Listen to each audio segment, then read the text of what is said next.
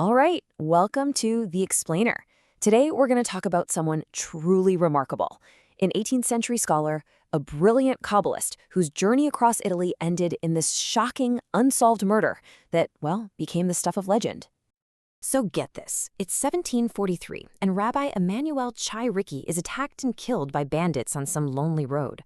But then, a whole week later, when they find his body, it's said to be perfectly preserved, like completely untouched by the elements. People saw it as a sign, a holy end for a holy man. And that right there, that's the mystery at the heart of his story. Who was this guy, this brilliant Kabbalist, and why was he murdered?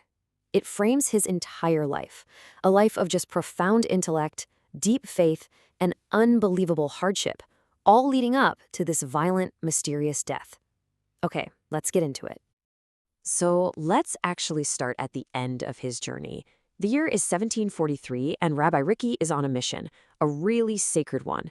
He's traveling all over Europe trying to raise funds for the spiritual academy, the yeshiva, that he'd founded back in Jerusalem.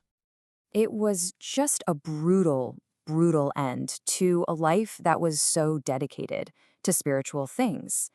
But, to really get who this man was and the true weight of this loss, we have to go all the way back to the beginning of his incredible story. He was born in Ferrara, Italy, back in 1687. And right from the start, Emanuel Chai Ricchi's life was defined by two things: tragedy and this relentless hunger for knowledge. I mean, losing his father when he was just 6 years old could have derailed his entire life, but instead, it seems to have just fueled his drive. By the time he was 19, he was already an intellectual for hire, a wandering teacher making his way across the country. He was constantly on the move, hopping from city to city all over northern Italy. This wasn't just aimless wandering, though. It was like a self-made apprenticeship, where he was just absorbing knowledge and honing his skills into those of a uniquely gifted educator. And see, this is what made him special. He wasn't just some guy lecturing at the front of a room. He was a creative force. A perfect example of this is when his students just couldn't wrap their heads around the complex design of the ancient tabernacle. So what does he do? He builds them a detailed model out of cardboard. He made something ancient and abstract totally tangible. So by the time he's 30, Rabbi Ricchi's quest for deeper mystical knowledge leads him to the city of Sade, in the Holy Land, the ancient center of Kabbalah. But this journey and his time there was just fraught with unimaginable danger. I mean, just try to imagine the sequence of events. He finally reaches his spiritual goal in Safed, only to have to flee because a deadly plague sweeps through. Then, as he's escaping on a ship, pirates attack and capture him and his entire family. They're held for 40 terrifying days, and when they're finally ransomed, they get back to Italy with literally nothing. It's just one disaster after another. And this is incredible. His whole transformation is captured in the one single thing he managed to save from the pirates, a manuscript he was writing. He'd originally called it Subtleties of Poverty, but after everything he went through, he renamed it Rich Treasure.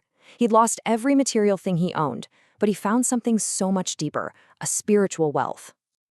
Back in Italy, completely transformed by what he'd been through, Rabbi Ricchi takes on his most ambitious project yet.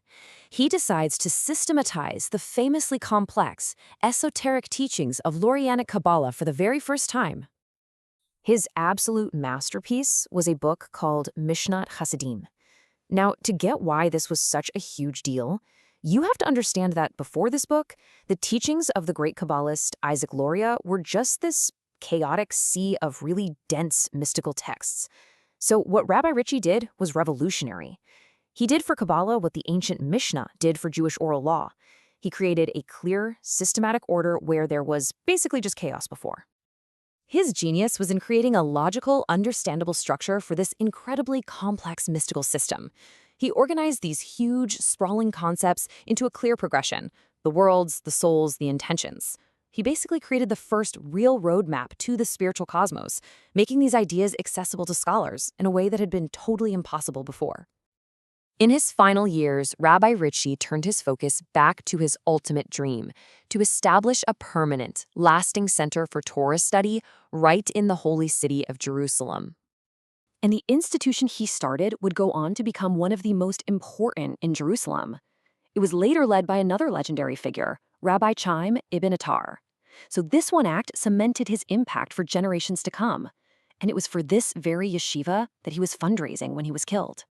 This part is just wild. After he died, they found a note tucked away in his personal prayer book. And in it, he described a dream he had, a dream where he was told he was the reincarnation of an ancient martyr, Rabbi Yehuda ben Bava, and that he too was destined to be killed in the service of God. It's like, on some level, he knew what was coming. He was only 55 years old when his life was cut short. A brilliant, resilient, and devotional life brought to a tragic and sudden end. But in the end, his story isn't really defined by its tragic ending. His legacy is one of just immense and lasting achievement.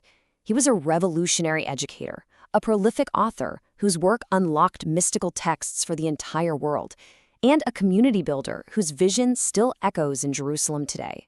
So, Rabbi Ricchi's story, it's so much more than just a historical account, right? It's this timeless exploration of faith, of resilience, and the incredible power of having a single-minded purpose. And it really leaves us with this profound question. What drives a person to sacrifice literally everything for an idea, for a higher calling?